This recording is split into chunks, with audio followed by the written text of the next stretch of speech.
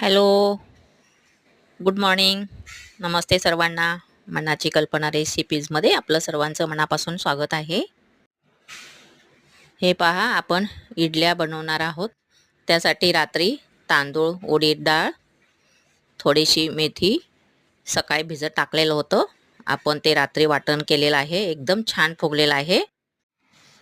त्याच्या आपण छान इडल्या बनवायला ठेवलेला आहे. सोबतच सांबर मसाला कसा बनवायचा ते पाहूया.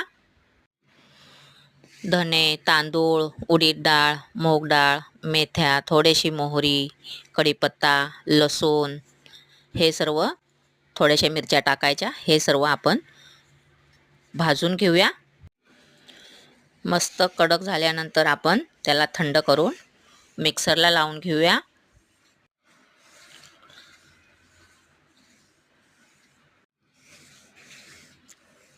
हे पहा, आपलं सर्व तयार झालेलं आहे मिश्रण.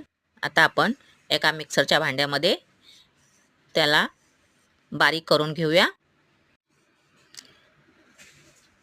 वरून थोडेसे धने भाजून त्यामध्ये टाकून थोडीशी हळद टाकायची आणि ह्याला एकदम बारीक पावडर करून घेऊया. हे पहा, अशी आपली पावडर तयार झालेली आहे. आता आपण सांबर कसं बनवायचं ते पाहूया. तेलावरती जिरे, राई, हिंग, कढीपत्ता हे सर्व आपण टाकलेलं आहे आणि ह्यामध्ये फोडणीमध्ये लाल मिरची पावडर आणि वाटलेला मसाला टाकून घेऊन सर्व हे मिश्रण आपण सांबरचं त्यामध्ये टाकून घेऊया. त्याच्यामध्ये थोडंसं चिंचेचा कोळ आपण टाकून घेऊया. हे पहा, अशा प्रकारे आपलं सांबर तयार झालेलं आहे.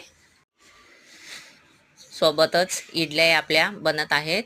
हे पहा, एकदम छान फुगलेले आहेत. तुम्ही पाहू शकता. सांबर आपलं तयार झालेलं आहे.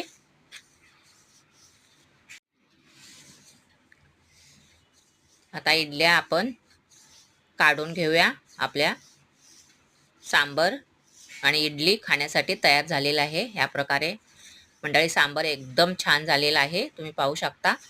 सोबतच चटणीही खोबऱ्याची बनवलेली आहे. हे पहा, सांबर, चटणी आणि आपल्या इडल्या खाण्यासाठी तयार झालेल्या आहेत. तर मंडळी, हे पहा, एकदम घरच्या घरी छान पदार्थ तयार झालेला आहे नाश्त्यासाठी. तर व्हिडिओ आवडला, लाईक, शेअर, सबस्क्राईब करा मंडळी. व्हिडिओ पाहिल्याबद्दल मनापासून सगळ्यांचे आभार.